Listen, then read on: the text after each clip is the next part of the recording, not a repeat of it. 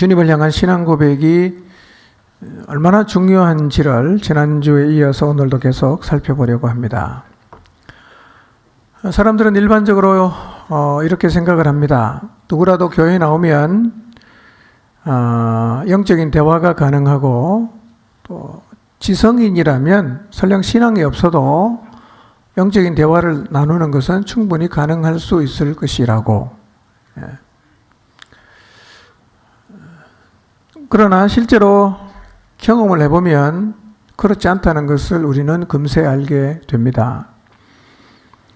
지난주와 이번 주에 이어지는 말씀에서도 신앙 고백이 같지 않으면 진정한 대화가 불가능하다는 것을 예수님과 유대인과의 대화를 통해서 확인할 수 있습니다. 오늘 읽은 본문에도 여전히 예수님과 유대인이 대화를 하고 있긴 한데 대화가 되지 않고 있습니다. 그런데 이런 현상은 성경에서만 볼 수 있는 것이 아니라 오늘 우리들의 공동체 안에서도 동일하게 경험되는 문제입니다. 목장원에 소속이 되어서 같이 신앙생활을 하고 있는데 주일 설교를 나누거나 영적인 대화를 해보면 도대체 대화가 되지 않는 경험을 해보셨을 것입니다.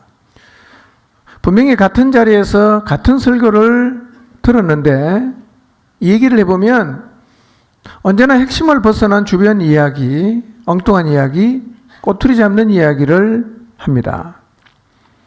늘 설교의 내용에 관심이 있는 게 아니라 환경, 어투, 혹은 예배의 분위기 같은 것에 꽂혀서 말씀에 대한 얘기는 전혀 안 하고 전혀 엉뚱한 그런 주제만 계속해서 이야기를 합니다. 그런 얘기를 들으면 의아한 생각이 들죠. 아니, 이런 말씀을 듣고 어떻게 저런 얘기를 할까? 저 이야기 말고도 더 중요한 얘기가 많은데 왜 더 중요한 얘기에 대해서는 한마디도 하지 않고 하나도 중요하지 않는 저 문제만 계속해서 얘기를 하는 것일까? 지성이 모자라는 것도 아니고 사회 경험이 부족한 사람도 아닌데 이해가 되질 않습니다. 금세 주제를 바꾸어서 일상적인 주제, 세상 얘기를 하면 갑자기 입에 침을 튀기면서 막 열변을 토하는데 말씀을 나누자 그러면 갑자기 할 말이 없다고 하거나 아니면 전혀 엉뚱한 얘기만 계속 늘어놓습니다. 혹시 이 이야기가 자기 자신의 이야기라는 생각이 드신다면 정직하게 왜 그런지에 대한 이유를 깊이 생각해 보시기를 권합니다.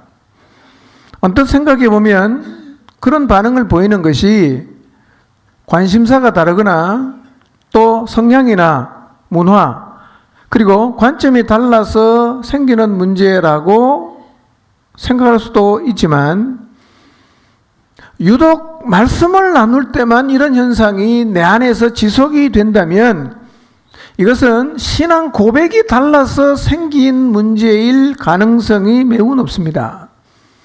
그러므로 이런 현상이 내 안에 생겨나고 있다고 하면 폐일원하고 자기 자신이 지금 예수님을 누구시라고 고백하고 있는지에 대해서 정직하고 진실하게 돌아볼 필요가 있습니다.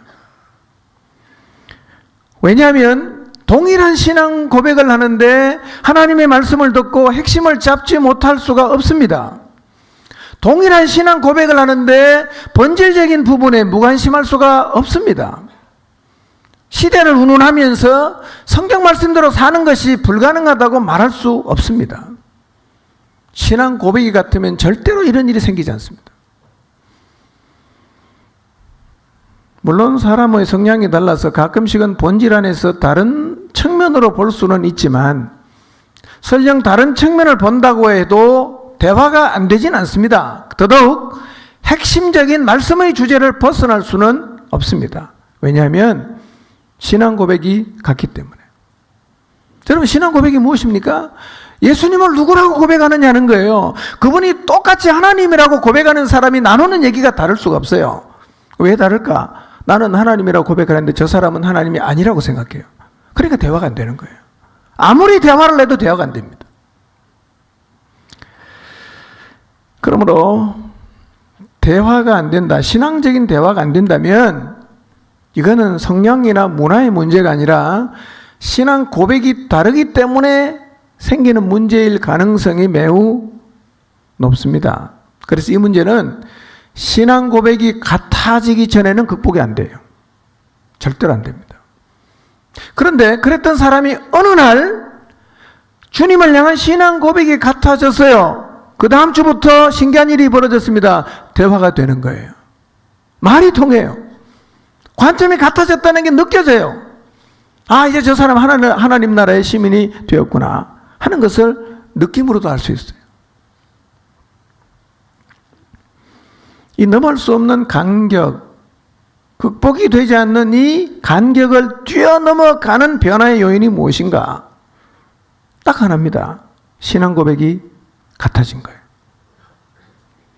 여러분, 신앙 고백이 얼마나 중요한지 몰라요. 입으로 어떻게 말을 하든지 간에 내 마음속에 진정한 신앙 고백이 어떠하냐 하는 것은 곧 내 신앙의 태도와 신앙의 자세를 100% 결정합니다. 속일 수가 없습니다. 네. 그런 의미에서 내가 교회 안에 늘 머물러 있는데 영적인 대화가 안 된다. 그러면 자기의 신앙 고백을 정직하게 돌아보아야 합니다. 예수님 믿지 않는 사람과는 영적인 대화가 되지 않는 것이 정상입니다. 그리고 믿지 않는 사람은요, 믿는 사람의 영적인 대화에 참여할 수가 없습니다.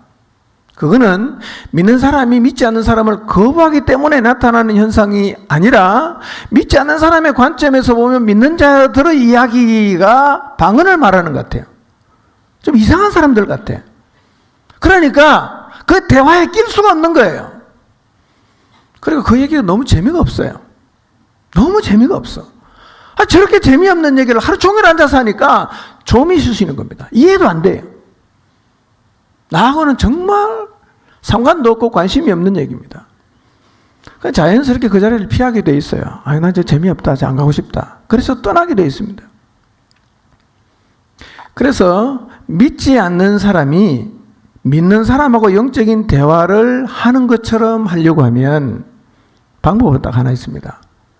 자기 자신을 속여야 됩니다. 위선의 가면을 써야 돼요. 재미없는 이야기가 재밌는 것처럼, 믿지 않으면서도 믿는 것처럼, 관심이 하나도 없는데 관심이 있는 것처럼 자기 자신을 속여야 됩니다. 그렇게 그들과의 대화에 끼어들기 위해서 입으로 장단을 맞추어도 마음으로는 여전히 동의가 안 되잖아. 안 믿으니까. 그럼 어떻게 되겠어요? 그러니까 결국은 신자와 불신자가 신앙의 본질적인 문제에 대해서 대화를 하는 것은 어려울 수밖에 없습니다. 거의 불가능한 수준이에요. 네. 그래서 신앙 고백은요, 내 신앙의 상태를 보여주고 동시에 그 고백은 우리의 태도를 결정합니다. 예. 오늘 우리가 읽은 본문도 지난주의 연결입니다.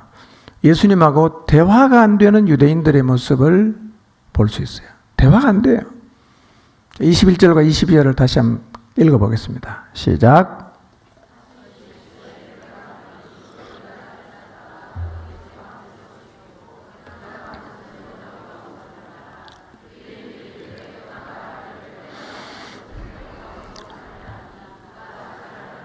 네. 반밖에 안 읽으신 것 같아요. 다시 읽겠습니다. 좀 크게 읽겠습니다. 시작. 너희 죄 가운데에서 죽겠고 내가 가는 곳에는 너희가 오지 못하리라. 유대인들이 이르되 그가 말하기를 내가 가는 곳에는 너희가 오지 못하리라 하니 그가 자결하려는가? 그랬어요. 예수님 말씀하셨어요. 내가 간다. 너희는 이제 나를 찾다가 너희의 죄 가운데에서 죽겠고 내가 가는 그곳에 너희는 오지 못한다. 이렇게 말씀을 하셨습니다.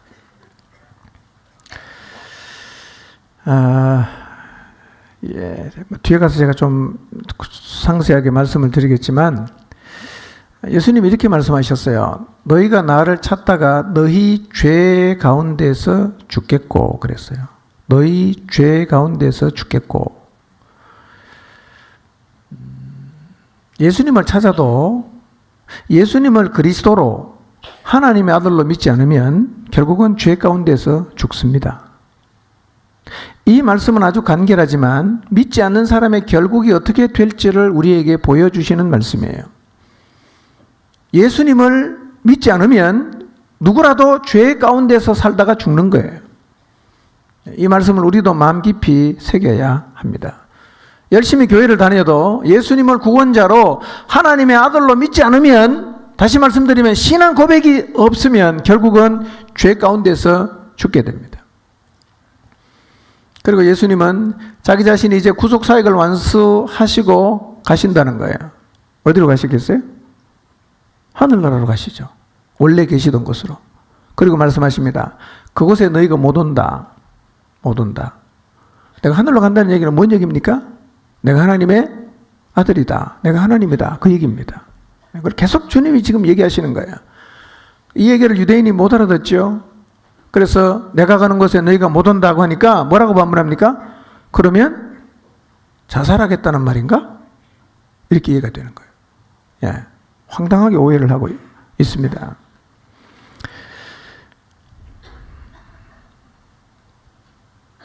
그런데 이와 비슷한 얘기를 예수님이 제자들에게도 하셨어요. 신앙 고백이 있는 제자들에게도 이와 비슷한 얘기를 하셨어요. 그때 반응을 한번 보겠습니다. 요한복음 16장 28절에서 30절인데요. 표준 세 번역으로 읽겠습니다. 시작. 나는 아버지에게서 나와서 세상에 왔다. 나는 세상을 떠나서 아버지께로 간다. 그의 제자들이 말하였다. 보십시오. 이제 밝히어 말씀하여 주시고 비유로 말씀하지 않으시니 이제 우리는 선생님께서 모든 것을 알고 계시다는 것과 누가 선생님께 물어볼 필요가 없을 정도로 환히 알려주신다는 것을 알았습니다. 이것으로 우리는 선생님이 하나님께로부터 오신 것을 믿습니다. 그랬어요. 똑같이 간다는 얘기를 했어요. 근데 유대인들은 뭐라고 말합니까? 자살하려고 하는가? 이렇게 말했어요. 근데 예수님을 믿은 제자들은 뭐라고 말합니까? 이제 우리가 선생님이 하나님께로부터 오신 것을 믿습니다. 라고 얘기합니다. 대화가 돼야 안 돼요? 대화가 되잖아요. 예, 대화가 돼요.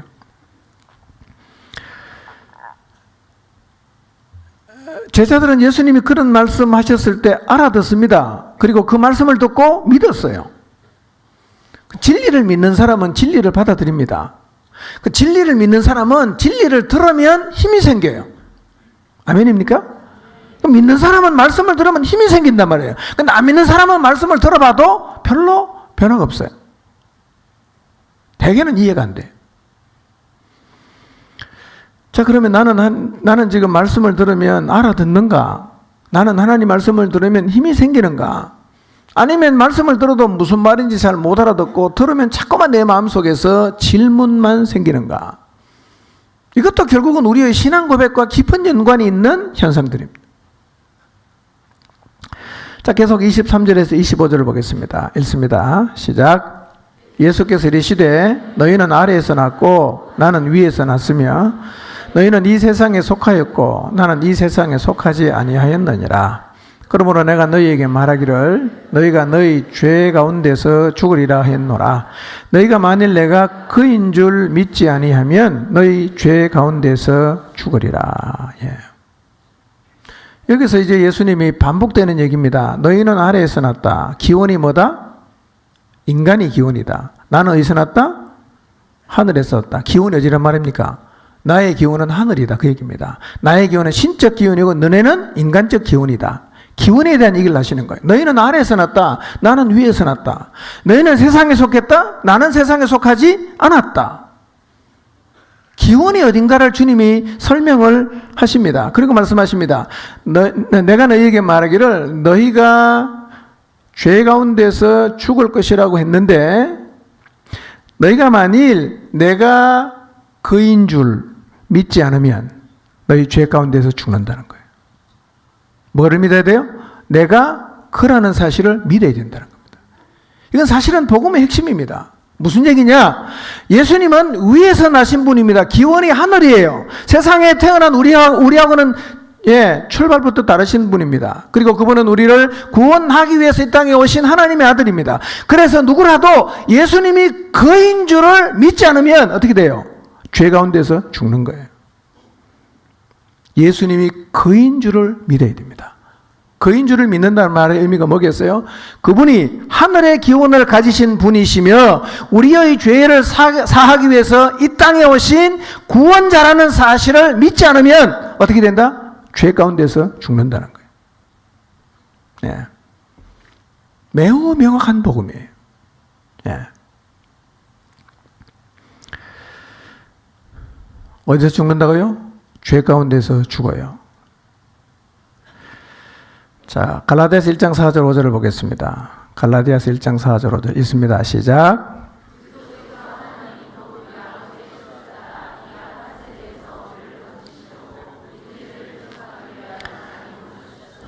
영광이 그에게 세세토록 있을지어다. 아멘. 여러분, 이 말씀은 진리의 말씀입니다. 그냥 띄워놓으세요. 잘 보세요.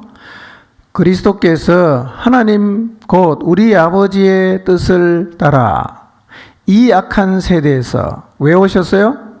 우리를 건지시려고. 그 다음에 우리의 죄를 대속하려고 뭐 하셨어요? 자기 몸을 주셨다는 거예요. 그러니까 2000년 전에 예수 그리스도가 이 땅에 오셔서 십자가에 달리신 이유가 뭐냐면 우리를 건지시려고, 우리의 죄를 속하시려고 자기 몸을 주셨다는 거예요. 이게 진리입니다. 이거를 믿으면 구원을 받습니다. 예수님이 이런 분인 줄로 믿으면 구원을 받지만 내가 그인 줄을 믿지 않으면 너희가 어떻게 된다? 죄 가운데서 죽는다는 거예요. 성경은 우리의 상태를 죄인이라고 말합니다. 우리가 죄인이다. 죄인. 그분이 왜 오셨냐? 죄인인 우리를 대속하기 위해서 자기 몸을 주기 위해서 왔다. 이렇게 얘기를 하고 있습니다. 여러분, 우리가 왜 죽습니까? 왜 죄 가운데서 죽죠? 우리가 죄가 있어서 그런 거예요. 우리가 죄가 있어서. 그러니까 오늘날 어떤 문제가 있냐? 예수님을 믿는다고 하는데 자기가 죄인인 것을 모르는 사람이 있어요. 나 아무 문제가 없다. 그럼 무조건 나는 믿는다. 예. 그래서 자기 자신이 죄인이라는 것을 인정을 안 하는 사람이 있어요. 나 죄인, 그런 거 나 잘 모르겠다. 나는 주님이 나를 사랑하셨다는 것을 믿는다. 나도 주님을 사랑한다. 근데 죄인? 나 그런 얘기는 잘 모르겠다.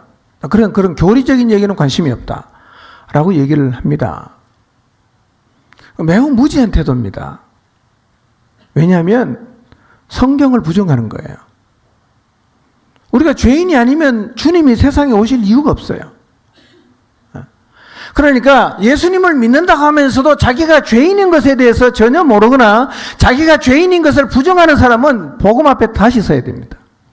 성경은 이렇게 말합니다. 내가 그인 줄 믿지 않으면 어디서 죽는다고요? 죄 가운데서 죽는 거예요. 죄 가운데서.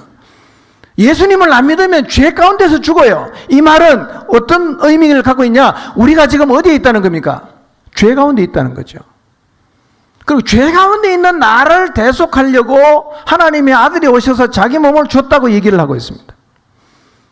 여러분, 죄라는 건요, 실제 하는 겁니다. 인간에게 가장 심각한 문제가 뭐냐? 죄입니다, 여러분. 죄. 여러분, 만약에 우리가 죄인이 아니라고 하면 예수님이 짊어질 죄가 일단 없잖아요. 죄인이 아니니까. 그 다음에 우리가 만약에 죄인이 아닌데 굳이 자꾸 주님이 와서 우겨갖고 내가 너희 죄를 짊어지고 죽는다고 그렇게 우기시면 누가 이상한 분이에요? 예수님이 이상한 분이잖아. 아니, 내가 죄인이 아닌데 뭐 때문에 자꾸 내 죄 때문에 죽는다고 저렇게 우기시는지 참 답답하다. 그렇게 말해야 되지 않겠어요? 그래서 만약에 자기 자신이 죄인이 아니라고 주장을 하면 내가 거짓말을 하든 예수님이 거짓말하든 둘 중 한 명은 지금 거짓말하고 있는 거예요. 내가 죄인이 아닌데 나를 자꾸 죄인이라고 하는 예수님이 거짓말을 하거나, 아니면 내가 진짜 죄인이 맞는데 내가 죄인이 아니라고 주장하는 내가 거짓말을 하든 둘 중에 한 명은 거짓말이에요.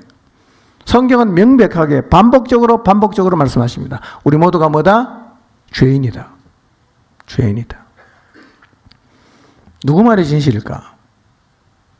마태복음 9장 13절을 보겠습니다. 읽습니다. 시작.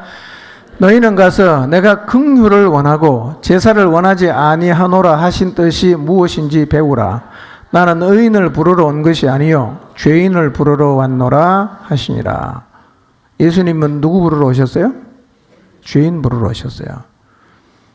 예수님은 자기가 죄가 없다고 생각하는 의인을 부르러 오신 분이 아니에요. 근데 실제로 죄가 없다고 생각한 사람이 예수님 당시에 있었어요. 누굽니까? 바리새인들. 자기 자신들이 굉장히 의롭다고 생각했습니다.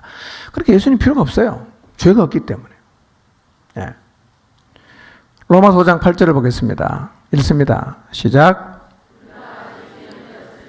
그리스도께서 우리를 위하여 죽으심으로 하나님께서 우리에 대한 자기의 사랑을 확증하셨느니라. 언제? 죄인 되었을 때. 그분이 뭐 하셨어요? 죽었어요. 왜 죽었어요? 우리 죄를 짊어지고 죽은 거예요. 교리적인 얘기가 아니라 사실을 얘기하는 거예요. 자, 우리가 왜 죄인입니까, 그러면? 왜 우리가 죄인입니까? 어떤 분은 죄인이라고 말하면 많이 기분 나빠하십니다. 내가 어떻게 산지 알지도 못하면서 왜 나보고 자꾸 죄인이라고 말하냐, 이렇게 얘기를 하시는 분도 있어요. 성경에서 말하는 죄는 우리가 일반적으로 생각하는 도덕 윤리의 기준으로 말하지 않습니다. 성경에서 말하는 죄가 뭐냐면 하나님이 나를 창조하셨음에도 불구하고 우리가 그 하나님을 떠나간 거예요. 우리가 그 하나님이 없다고 말하는 거예요. 내가 하나님이라고 주장하는 거예요. 이게 죄입니다. 오늘날 교회 밖에 나가보십시오. 하나님하고 자꾸 비기려는 사람이 많아. 하나님하고 나하고 똑같다. 내가 하나님이다. 하나님 필요 없다. 이렇게 주장하는 사람이 있는데요. 이게 죄입니다. 여러분, 인간이 지을 수 있는 가장 악한 죄가 뭐냐면요, 하나님을 거부하는 거예요. 하나님이 없다고 말하는 겁니다. 오늘날 교회 밖에 나가면 하나님이 대놓고 없다는 사람이 너무너무 많습니다. 아주 악한 죄인입니다. 그 사람은 반드시 지옥 갑니다. 왜 이게 죄가 됩니까? 왜 하나님을 거부하는 게 죄입니까? 내가 없다고 말하는, 내가 필요 없다고 말하는, 내가 거부하고 있는 그 하나님은 지금도 살아계신다니까요. 지금도 살아계세요. 그분은 나를 만드신 분이에요. 그런데 그분의 피조물인 내가 어느 순간 돌변해서 하나님 없다고 말하는 거예요. 아주 고약한 죄입니다. 이 죄는 회개하지 않으면, 해결되지 않으면 반드시 지옥 갑니다. 형벌을 받아야 됩니다. 우리의 문제는 실제로 죄가 문제인 것입니다. 여러분, 옛날 얘기하는 게 아닙니다. 아담 얘기하는 것도 아닙니다. 지금도 하나님 살아계세요. 만약에 우리 중에 누군가가 하나님이 없다고 말하면, 하나님 마음에 드는 걸 싫어하면 그 죄는 씻을 수 없는 죄입니다. 피조물이 지을 수 있는 가장 악한 죄입니다. 그래서 자기를 창조하신 하나님을 모든 인간이 다 떠나갔어요. 성경은 모든 사람을 죄인이라고 말합니다. 돌아가야 됩니다. 우리가 다시 우리의 죄의 문제를 해결하고 하나님에게 돌아가도록 하기 위해서, 우리의 죄의 문제를 해결하기 위해서 이 땅에 오신 분이 누구입니까? 바로 예수 그리스도란 말이에요. 내가 그인 줄 믿어야 돼요.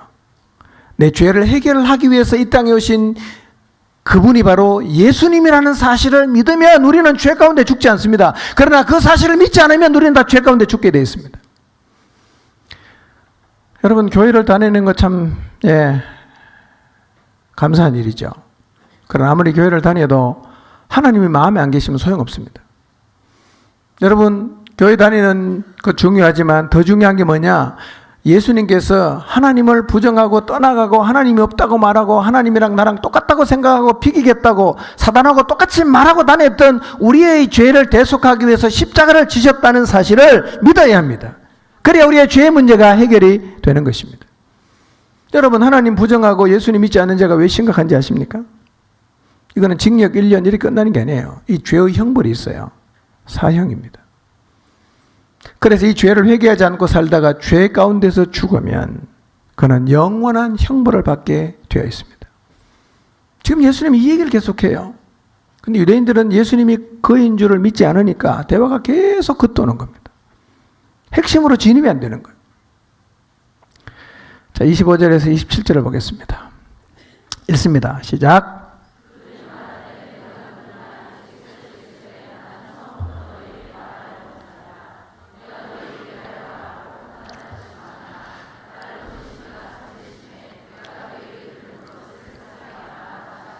네. 아멘. 다시 원점으로 돌아왔습니다. 뭐라고 질문합니까? 내가 누구냐? 또 돌아왔어요. 내가 누구냐? 예수님 뭐라고 대답하십니까? 내가 누군지는 내가 처음부터 말하지 않았냐? 주님이 자기 자신을 숨긴 게 아니에요. 다 얘기를 했어요. 근데 안 믿겠다고 결심하고 있으니까 아무리 얘기해도 대화가 안 돼. 돌다가 다시 원점으로 또 왔어요. 네가 누구냐? 나는 처음부터 내가 누군지 너에게 말했다. 그리고 말씀하십니다. 내가 너희에게 대하여 말하고 판단할 것이 많으나 나를 보내신 이가 참되심에 내가 그에게 들은 그것을 세상에 말하노라. 여기서 예수님은 다시 자기의 기원이 하늘이라고 얘기하고 있습니다. 나는 사람이 기원이 되는 존재가 아니라 하늘의 기원을 갖고 있는 하나님이다 라는 얘기를 또 하십니다. 그러니까 신앙 고백이 없으니까요, 대화가 계속 평행선입니다. 간격이 좁혀지질 않아요. 그러니까 예수님하고 대화가 되려고 하면, 예수님의 말씀을 나누려고 하면 뭐가 똑같아야 됩니까? 고백이 있어야 됩니다. 신앙 고백이 있어야 예수님하고 대화가 되고, 신앙 고백이 있어야 신자와 대화도 가능해질 수 있단 말이에요. 깊이 있는 대화가 가능하죠. 근데 안 믿으면요, 신앙 고백이 없으면 예수님이 누구라고 고백하느냐라는 질문 앞에서 정직하게 그분을 하나님의 아들로 고백할 수 없는 사람하고는 대화가 안 되게 돼 있어요. 28절을 보겠습니다. 28절 읽습니다. 시작.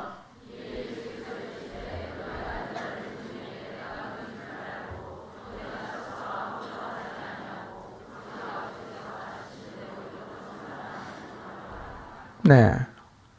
자, 이에 예수께서 이르시되 너희가 인자를 든 후에, 그렇게 말하죠? 이 말씀을 잘 보셔야 됩니다. 누가 인자를 들어요? 너희가 누굽니까? 유대인들이 인자를 든다는 거예요. 여기서 든다는 의미는 뭘까요? 십자가 사건을 얘기하죠. 너희가 인자를 든 후에 내가 그인 줄을 알게 된다. 이렇게 말씀하십니다. 내가 십자가에 달려서 죽고 부활하고 하나님의 능력으로 부활한 이후에 너희는 내가 그인 줄을 믿게 될 것이다.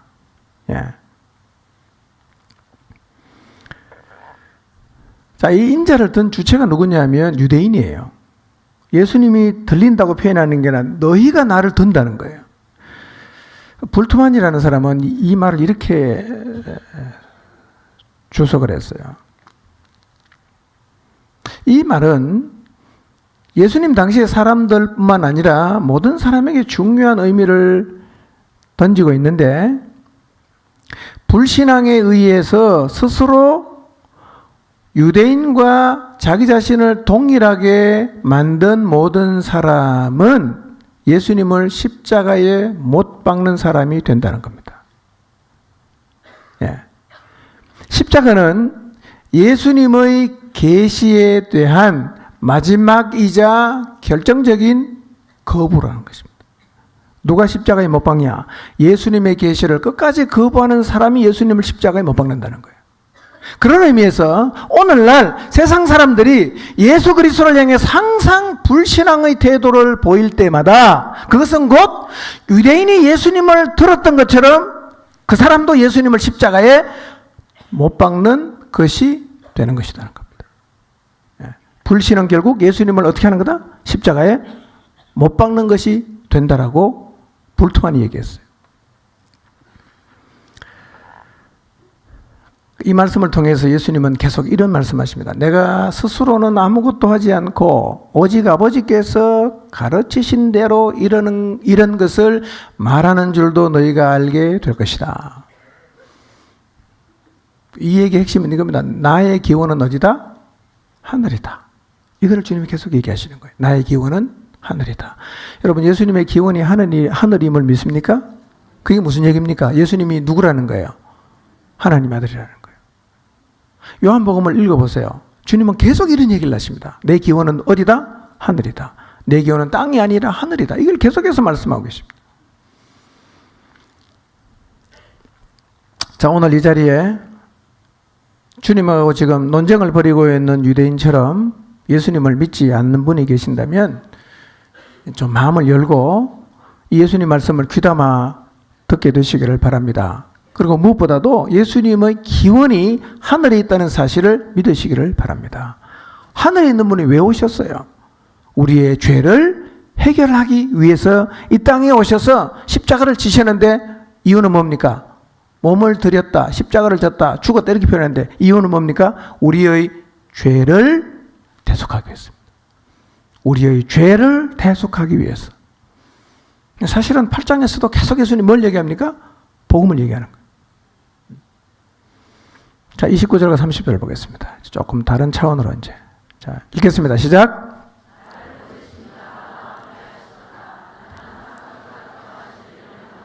나를 혼자 두지 아니하셨느니라. 이 말씀을 하심에 많은 사람이 믿더라. 예. 나를 보내신 이가 나와 함께 하시도다. 이런 기원에 대한 얘기를 8장에서 예수님이 4번 하십니다. 4번. 나를 보내신 이가 나와 함께 하시도다. 나는 항상 그가 기뻐하시는 일을 행함으로 나를 혼자 두지 아니하셨느니라. 이 말씀을 하심에 많은 사람이 믿었더라. 이렇게 기록되어 있어요. 자, 다소 의아한 표현처럼 보입니다. 자, 29절, 30절 다시 한번 띄워보실래요? 예. 다시 한번 읽어볼까요? 시작. 나를 보내신 이가 나와 함께 하시도다.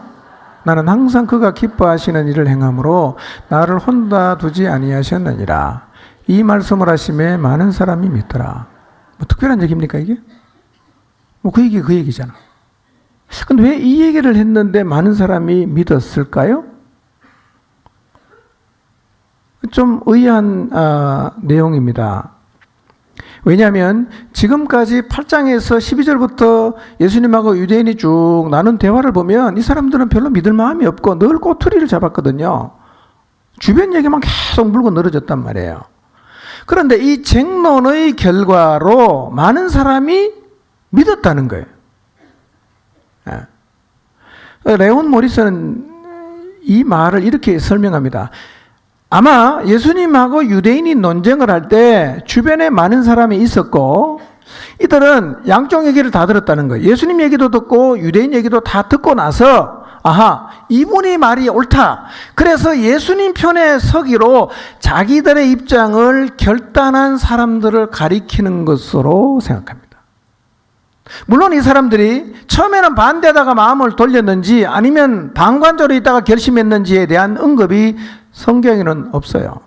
그러니까 어쨌든 예수님하고 유대인의 논쟁을 계속 듣고 있다가 이분의 말이 좀 더 타당성이 있어 보인다 라고 해서 예수님 편에 서기로 결단한 사람들일 것이다 라고 생각을 합니다. 성경이 정확히 설명은 안 해요. 자, 어쨌든 간에 이 주님의 말씀을 듣고 예수님을 믿기로 자기 자신의 입장을 정리한 사람들을 향해서 그 다음 예수님이 매우 중요한 말씀하십니다. 어떤 얘기를 하시느냐면 나를 진짜 믿는 게 무엇인지를 말씀하십니다. 그러니까 31절부터 나오는 말씀은 누구한테 하는 얘기냐면 예수님을 믿기로 입장을 정한 사람에게 하시는 말씀이에요. 나 이제 믿겠습니다. 당신 말이 더 옳은 것 같아. 내가 유대인 이야기 지금까지 들어봤는데 저 사람 얘기는 별로 타당성이 없고 당신 말이 훨씬 더 옳은 것 같소. 내 당신을 믿겠소. 라고 결정한 사람에게 예수님이 하신 말씀이 지금부터 나오는 거예요. 예. 자, 31절 읽어보겠습니다. 시작. 너희가 내 말에 거하면 참으로 내 제자가 되고. 자, 이게 누구한테 얘기했습니까? 설명하잖아. 자기를 믿은 유대인들에게 말씀하신 거예요. 자기를 믿은 유대인에게.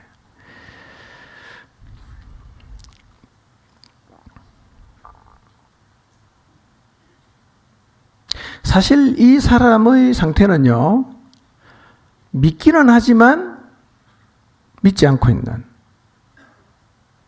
이중적인 마음을 가진 사람들입니다.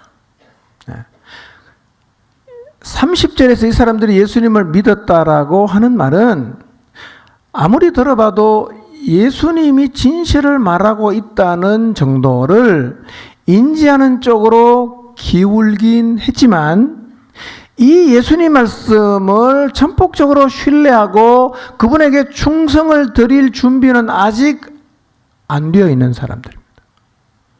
가장 위험한 상태입니다. 오늘날 우리도 이런 사람을 경험하죠. 우리도 이런 사람 경험합니다. 분명히 믿는다고 했는데 앞만 봐도 아니에요. 이런 사람. 예. 그러니까 예수님에게 진리가 있다는 것을 인지는 하는데 아무런 행동을 안 해요. 예.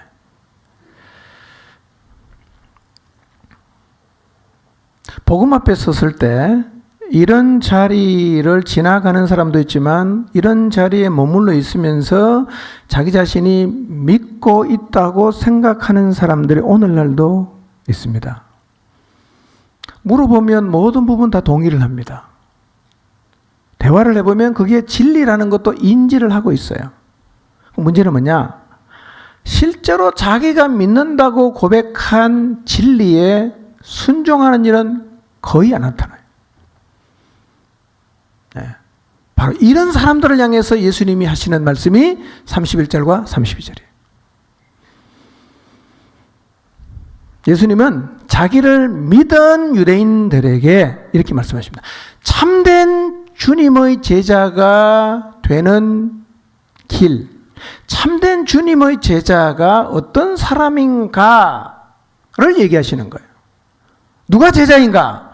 자기 입으로 믿는다고 말하면 다 제자인가? 그렇지 않습니다.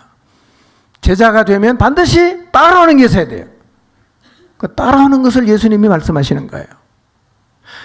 여러분, 오늘날 우리 중에도 복음을 전하다 보면 이와 똑같은 경험을 하게 되는데요.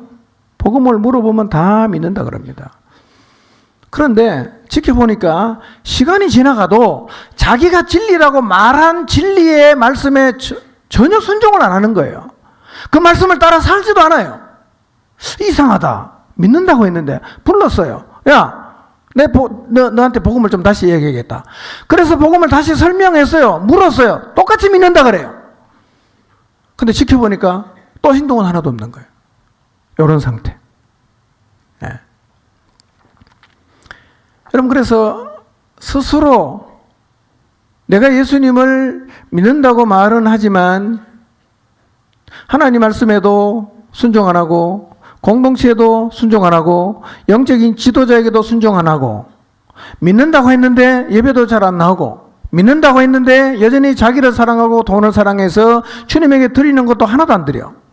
영혼을 위해 살지도 않아. 신앙의 가장 기본이 되는 영혼의 호흡이라고 하는 기도도 안 하고 영혼의 양식이라고 하는 말씀을 읽고 묵상하는 일도 안 해요. 달라진 게 뭐냐? 입으로 믿는다고 말한 것 외에는 한 개도 안 달라졌어요. 이게 믿는 건가? 그걸 예수님이 얘기하시는 거예요. 물론 영적인 어린아이이거나 상태가 나쁠 때 일시적으로 이런 현상이 생길 수는 있습니다. 그러나 진리를 인지했고 그것을 옳다고 자기 입으로 말하면서도 아직 세상이라는 다리를 건너지 못해서 여전히 세상에 속해 살고 세상 사람들과 거의 같은 모습으로 살며 하나님 말씀에 순종할 필요성을 전혀 느끼지 못한다면 내가 한 신앙 고백이 정직한 것인지를 다시 물어봐야 됩니다. 그리고 이런 유대인을 향해서 예수님이 하신 말씀을 귀담아 들어야 됩니다. 31절과 2절은 누구한테 한 얘기냐? 자기를 믿은 유대인들에게 예수님이 하신 말씀이에요. 자기 자신이 믿는다고 생각을 하고 있는 사람에게 진짜 믿는 게 무엇인지를 예수님이 얘기하십니다. 뭐라고 말씀하시느냐? 내 말에 거하면 참 내 제자가 된다. 이렇게 말씀하십니다. 내 말에 거해야 진짜 내 제자다. 그런 말입니다. 그러니까 내가 정말 예수님의 참 제자인지를 확인할 수 있는 방법이 있어요. 뭡니까? 내가 지금 예수님 말씀에 거하고 있는가를 통해서 내가 주님의 참 제자인지 진짜 믿는 사람인지를 확인할 수 있다는 겁니다. 만약에 여러분이 지금 예수님 말씀에 거하고 있다면 여러분은 주님의 제자입니다. 자, 그러면 내 말에 거한다는 의미가 뭘까요? 거한다는 의미가 뭘까요? 제가 요것만 두 가지 간단히 설명드리고 마치려고 합니다. 내 말에 거한다는 의미가 뭔가? 첫 번째 의미는 이거예요. 세상 살다 보면 우리 귀에 들리는 말이 많지요. 그렇죠? 네, 많아요. 무슨 일을 선택하거나 결정을 하려고 하면 다 이래라 저래라 들리는 얘기 진짜 많지 않습니까? 네. 결혼을 해도 이 사람하고 해야 된다, 이런 사람하고 해야 된다, 말이 많아요. 직장을 구한다고 하면 여기 가라, 저기 가라, 그거는 가지 마라, 다 얘기해 줍니다. 어떤 사건을 하나 만나면 이렇게 해야 된다, 저 사람 만나라, 뭐 오만 얘기를 다 해주죠. 집 한 채 살려고 하면 어느 아파트 살아, 거기는 안 좋다, 뭐 지진에 뭐 어땠다, 저땠다, 뭐 새로운 사업을 시작한다면 뭐 또 오만 얘기 다 해줍니다. 그러니까 우리가 인생을 살다 보면 어떤 상황에 처하면 사람들이 조언한다고 하면서 해주는 얘기가 너무너무 많고 다양하다는 거예요. 결국 우리가 어떻게 합니까? 그 많은 얘기들 중에 하나를 선택하든지 아니면 두세 개를 참고해서 나의 상황 가운데서 결정을 하고 선택을 하죠. 그런데 주님의 말씀에 거한다는 의미는 뭐냐면 그런 많은 사람들의 이 얘기가 들리지만 나는 모든 상황 속에서 예수님의 조언만 딱 받는 거예요. 이게 거한다는 말이에요. 예수님의 말씀만 딱 받아들이고 선택해서 가는 거예요. 누가 뭐라고 해도 나는 예수님 말씀만 딱 선택해서 따라가는 이게 바로 말씀에 거한다는 의미입니다. 그 예수님이 우리에게 이렇게 말씀하시는 거예요. 세상에 살다 보면 너희들의 귀에 들리는 이야기가 아주 많을 것이다. 어떨 때는 수십 가지, 수백 가지의 이야기들, 조언들이 너의 귀에 들리기도 할 것이며 그 중에 어떤 조언은 매우 크게 들리기도 할 것이고 또 어떤 조언은 여러 사람들이 같은 목소리를 내서 그렇게 해야만 된다고 느끼게도 할 것이다. 그 많은 조언 중에는 세상 지혜자들의 말도 있을 것이고 권력자들의 말도 있을 것이고 그 분야의 전문가들의 말도 있을 것이지만 너희는 언제나 나의 말을 선택하고 따라가야 된다라고 말씀하시는 거예요. 이게 주님 말씀에 거한다는 의미입니다. 이 사람이 제자예요. 아멘입니까? 이 사람이 제자예요.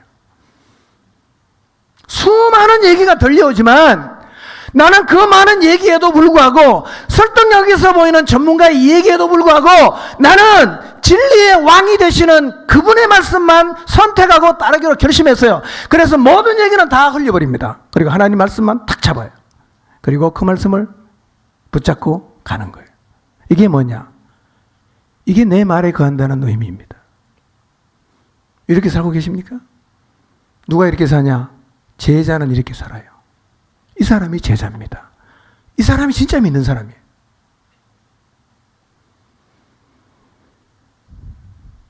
여러분 보세요. 바리새인들 예수님 말씀을 얼마나 많이 들었어요. 얼마나 얘기를 많이 했어요. 그런데 바리새인들은 예수님 말씀을 하나도 선택한 게 없습니다. 예수님 말씀을 하나도 안 받아들입니다. 왜요? 제자가 아니니까. 그들은 예수님이 제자가 아니었어요. 그러니 예수님 말씀에 거하지도 않고 예수님 말씀 따라가지도 않고 다 배척했습니다. 오늘 여러분이 주님의 제자라고 스스로를 칭하면서 내가 주님의 제자다라고 말하면서 여러분 인생의 중요한 결정을 할 때 예수님 말씀을 다 배경을 하고 배척을 해버리고 간다면 도대체 여러분이 주님을 따르는 제자라는 것을 무엇을 통해서 보여줄 수 있겠어요? 뭘 보고 제자라고 말할 수 있겠어요?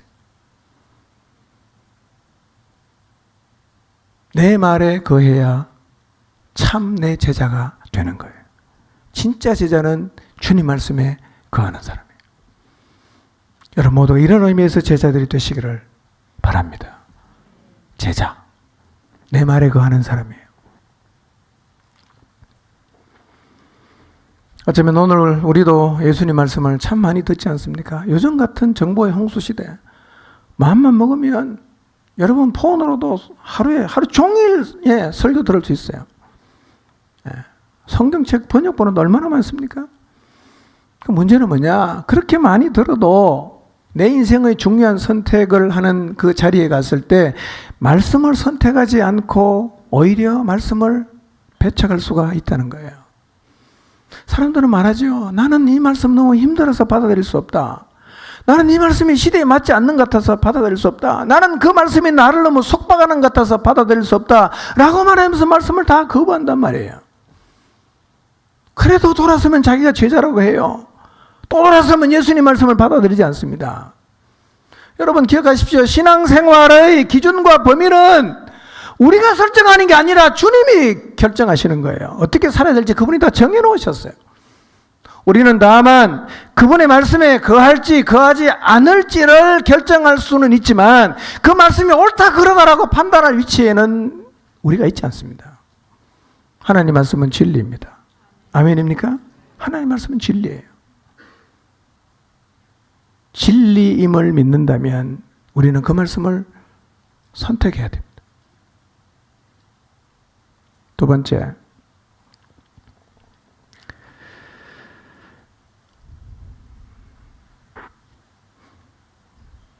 예수님 말씀에 거한다는 의미는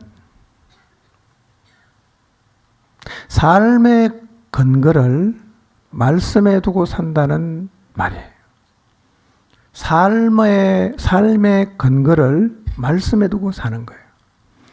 예수님을 믿고 따라가는 제자는 자기 자신의 삶의 근거가 언제나 하나님의 말씀에 있어야 합니다. 우리가 주님의 제자라면 우리의 삶의 근거를 세상의 철학이나 풍조에 두지 않고 하나님 말씀에 두어야 합니다. 여러분 지금 인생을 다 살고 계시는데요. 여러분이 인생을 살면서 중요하게 생각하는 거 뭔가를 선택하고 결정을 하고 살고 있을 텐데 그렇게 살게 만든 근거가 다 있을 거예요. 나를 그런 삶을 살아가게 만든 근거가 다 있어요. 돈을 모으며 살든 인생을 즐기며 살든 보이는 것을 추구하며 살든 자식에게 올인하며 살든 약자를 위해 살든 어떤 모습으로 살든지 간에 나를 그렇게 살게 만든 무언가 근거가 있을 거예요.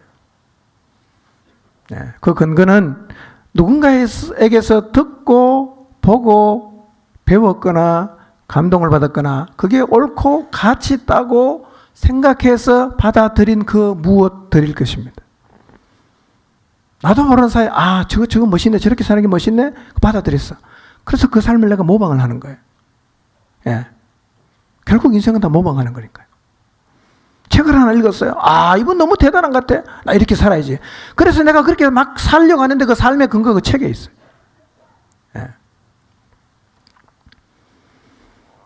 우리가 주님의 제자라고 하면 우리는 우리의 삶의 근거를 오직 하나님 말씀에 두어야 합니다. 아멘입니까? 제자는 천국과 지옥이 있다는 말씀에 삶의 근거를 두어야 됩니다. 천국과 지옥이 있어요. 이 땅에서의 삶보다 그 나라를 사모하며 살고 세상을 잡는 것에 올인하지 않고 멸망을 향해 달려가는 사람을 구출하면서 살아야 돼요. 말씀에 근거를 두고 있다면 그렇게 사는 게 맞습니다.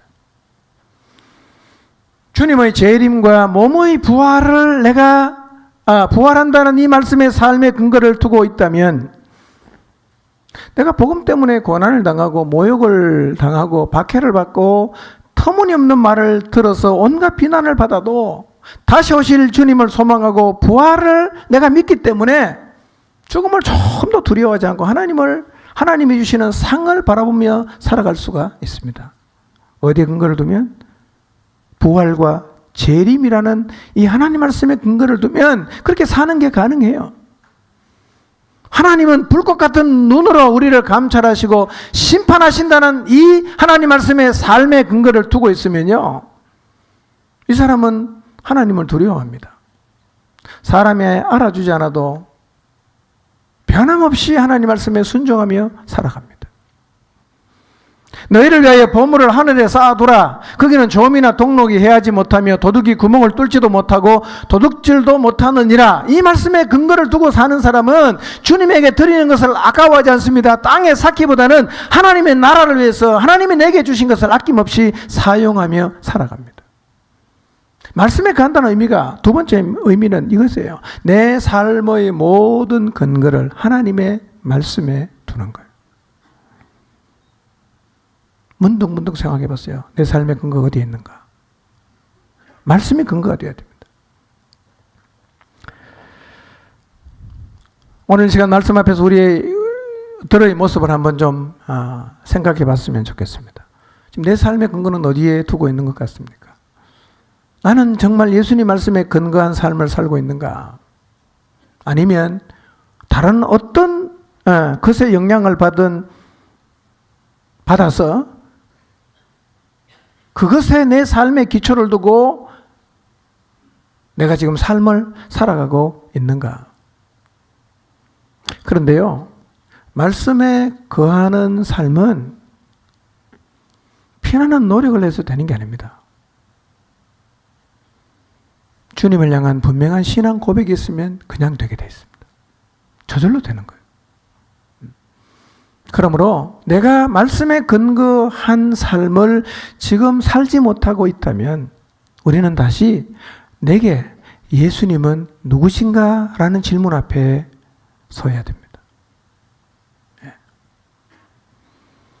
이제는 말로만 믿는 사람이 아니라 예수님 말씀이 진실한 것 같다는 정도를 인지하는 수준이 아니라 예수님을 향한 신앙 고백이 너무나 분명해서 내가 세상에 사는 동안 수많은 말들이 떠돌아도 언제나 예수님 말씀만을 선택하고 따라가고, 그리고 내 삶의 근거를 오직 예수님의 말씀에만 두는 진실된 참 주님의 제자로 살아가게 되시기를 주님의 이름으로 축원합니다.